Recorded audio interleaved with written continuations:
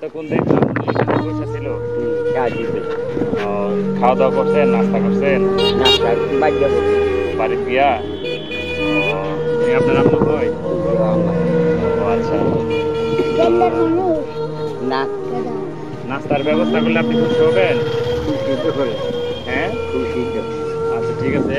ওনার জন্য একটা নাস্তার প্যাকেট দিয়ে দাও তো, ওখান থেকে একটা নাস্তার প্যাকেট দিয়ে দাও। এটার মধ্যে নাস্তা আছে, ঠিক আছে? এটা আপনি আপনার মারে নিয়ে আপনি খাবেন, ঠিক আছে?